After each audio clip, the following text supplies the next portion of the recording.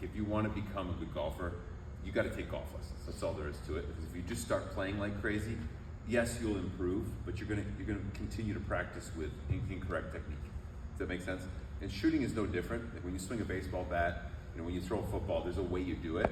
And for basketball, a lot of times folks feel like you can do whatever you want when it comes to shooting. But if you watch the NBA, the days of like the Larry Birds and Kevin McHale's and Magic Johnsons, where all their shots are all kinds of crazy, are over.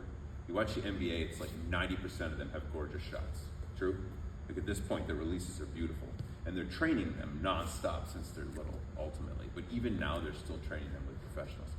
So it clearly works, okay? But it takes a lot of work to kind of deprogram yourself. The trouble with basketball is when you play soccer, the way like a lot of the things you learn when you're little apply all the way through. Basketball, when you're little, that thing is way too high. It's a 10-foot hoop, and we give you a girl's ball, right? We give you this ball right here, which if you look at the comparison between a men's ball and a man versus this and a little boy, that's not the same item, is it? Like you really should be playing with a volleyball-sized ball when you're little, if it's gonna be comparable. So what happens is, what's everybody do? They shoot like this, yeah? Like you watch little kids play, or I coach some of them right now. They launch it from down here, or they chuck it from up here, or they shoot it off their shoulder like this, all kinds of different ways.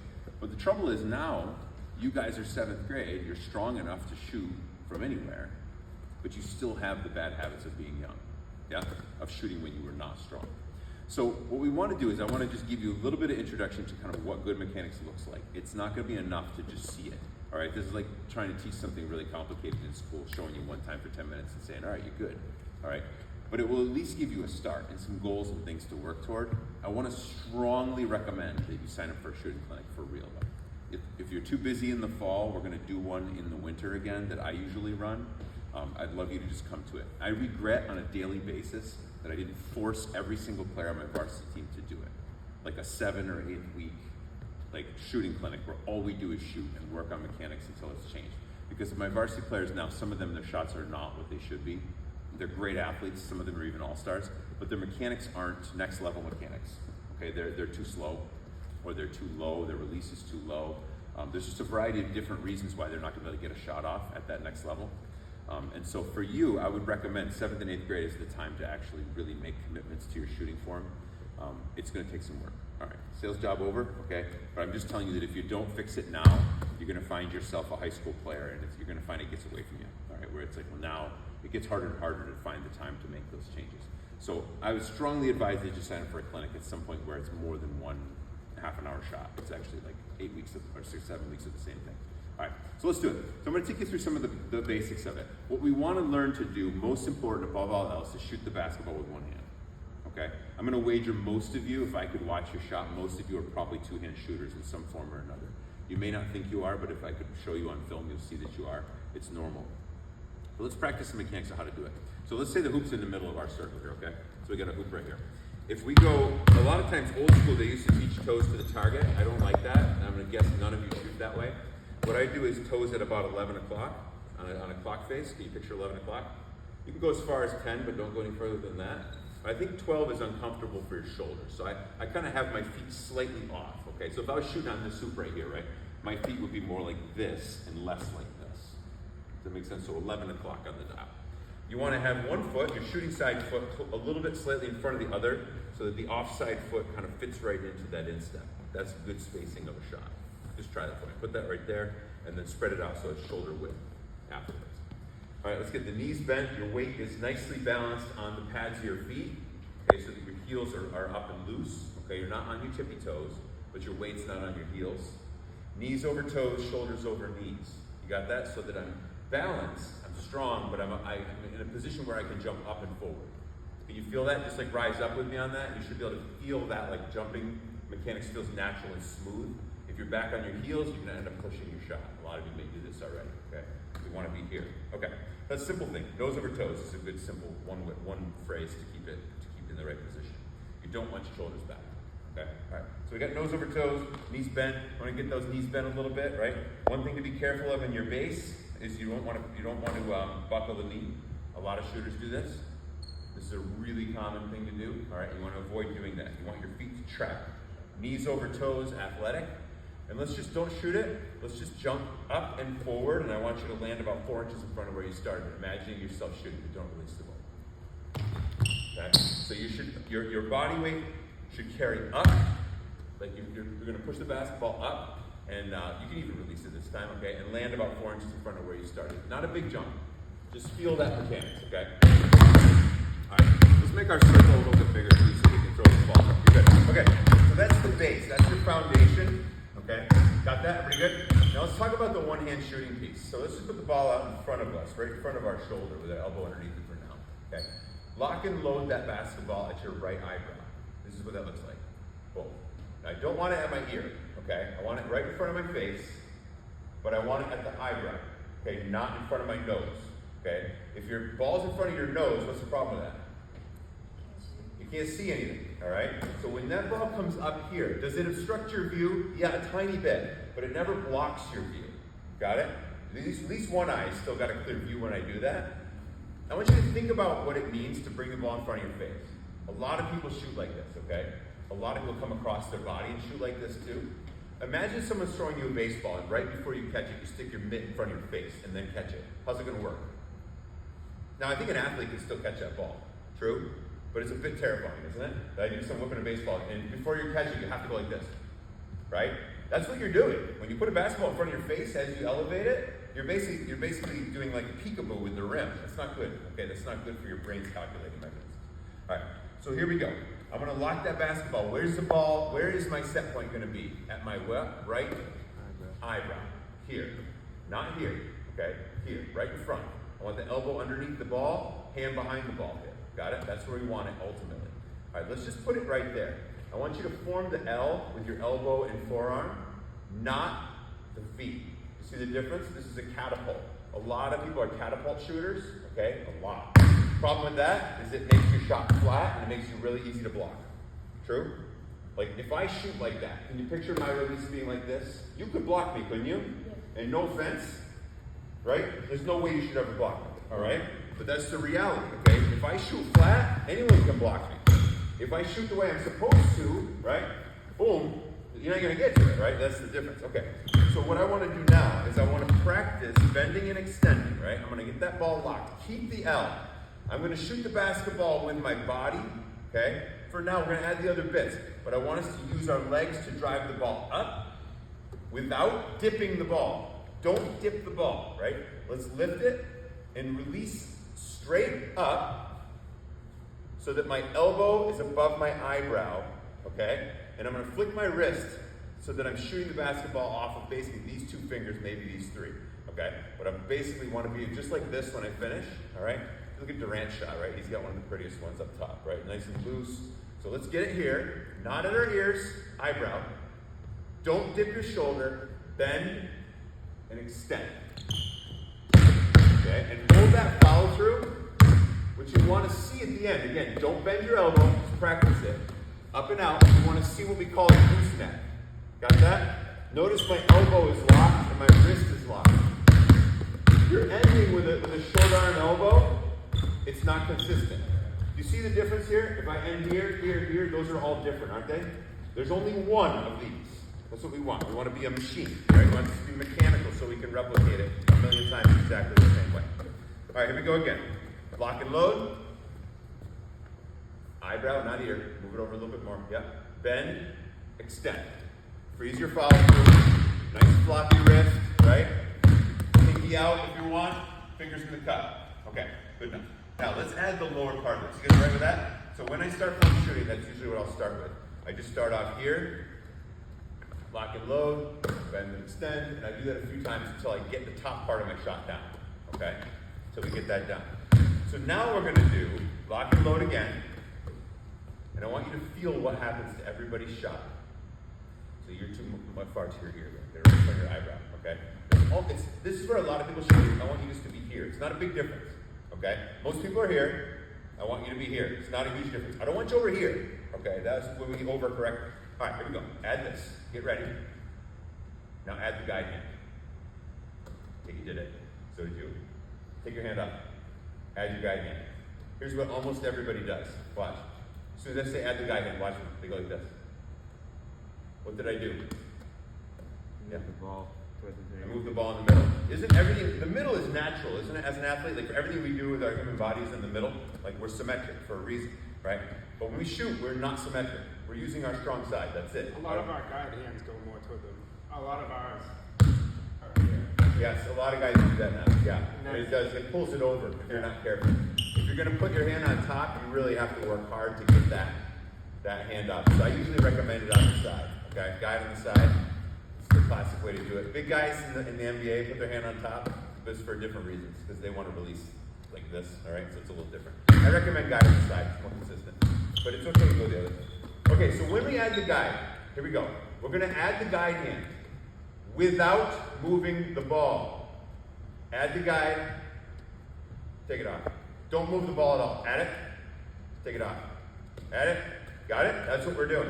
Now, when I add that guide hand, for now, I'm gonna have you guys use a stiff guide hand. This isn't real, okay? But I want you to go stiff like a dinner plate, okay? Like a flat plate, like there's no, your thumbs and fingers are not gonna be involved.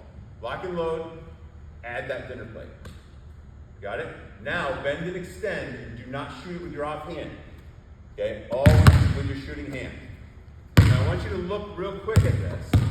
Add the guide without using your fingers, right? And then I want you to watch me before you do it. Now, this is what I want to see at the top of this. I call it the gooseneck on the dinner plate. This is not right. Got it? I want it to be 2 hands high. So when that releases, 2 hands are high. If you look at Tatum's shot, if you look at Curry's, if you look at any of the great shooters in the NBA, if you look at Clay, like all these guys, you look at Devin Booker's shot, is flawless. If you look at those shots, they all have 2 hands high at the end. It looks just like this. You don't see this. You see why? If I pull this hand, what's going to happen to my shoulders? That twist is making this unpredictable. By keeping 2 hands high, my shoulders stay locked on the target. That's what I want. Any twisting is bad. Just remember that. We're going to shoot with how many hands? 1, right? We're going to shoot with 1. We'll guide with the other. Just there to support the ball is all it's for. And we're having no twisting at all. That's our goal. No twisting. So I don't want the ball doing this, right? I don't want my elbow doing this, right? I want everything to be straight, straight, straight, straight, straight. All right? And predictable. Okay. Lock and load. Guide inside. Don't dip the elbow. Bend and extend. Okay? Let it bounce and look at the follow through. Do you see a gooseneck on a dinner plate? Bang. Just do this over and over, not at a rim from 20 feet away. Do it over and over on the ground, up against a wall, whatever you got to do. Okay. This looks pretty good so far, guys. Okay, freeze. Now, let's add the bottom part of this, and then we'll go to a wall. Okay? So right now what I'm going to do, I'm going to have you guys put the ball on your thigh, on your right-hand thigh with your hand on top of the ball. Are we all ready? You got a lefty? Well, I got 1 lefty. 2 lefties, all right. So put it on your shooting side thigh, all right? Just like this. And I'm going to have you roll the basketball up and add the guide. You see how I'm cocking my wrist? Just roll it and add the guide. Stiff guide still for now. Roll it up and stick your hand on the side, okay? Just like that. Practice it for me. Okay, now what we're going to do is when I get it here, we're going to lift, we're going to use our shoulder, and we're going to rotate our shoulder and lift that ball to our shooting side eyebrow. Okay? I want to keep the wrist cocked so that when it gets here, it's shot ready. Show me. Roll it, bring it up. Take it slow at first. Just get comfortable with it. But do you notice that the ball's path is a straight line? You see how I'm lifting the basketball and releasing the basketball all in one plane? That's what I want. Try it a few times. Your elbow's coming way out. Put that ball on your shooting side eyebrow. Freeze. Now you're clearly a middle shooter. See it? Here. And then this can come out there. Right? So this is going to be on your eyebrow, not over here on your opposite eye, blocking you catches and release. Right here. That's pretty good. Yep, and then let it fly. Try not to bend your elbow quite so much. Keep that elbow in an L. Good. You're kind of bending the elbow a lot. See that? Okay. You're bringing it up here. I want you to try really hard to keep this L. See what I mean by that? It's not coming in and then catapulting. It's just getting right to that spot of my right eyebrow. Yep, and get your wrist, do it again, and then freeze. Freeze. This has got to be here. Got that? So that wrist has got to be cocked so that we can go up through the ball and release it. Okay? Because if you get up here, Now you've got to do this. It's going to be way too slow. All right. So get the wrist cocked and then lift the basket. Yeah, better. Okay, hold on. All right, so now let's go all the way through all of that. No jumping yet. Roll it up, right? And then release it. And I want to see this neck on dinner plate. You should see your hand and your elbow coming right onto your right eyebrow. If they're over here, we're doing it wrong. All right, we got to fix it again. Make it one hand. Here, here, here. Right? And then freeze. Freeze your follow through and look at it. Just keep looking at it. Let me see it.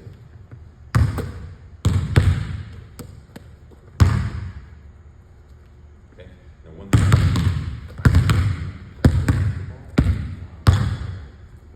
Keep your hands on the Okay, now, so far so good.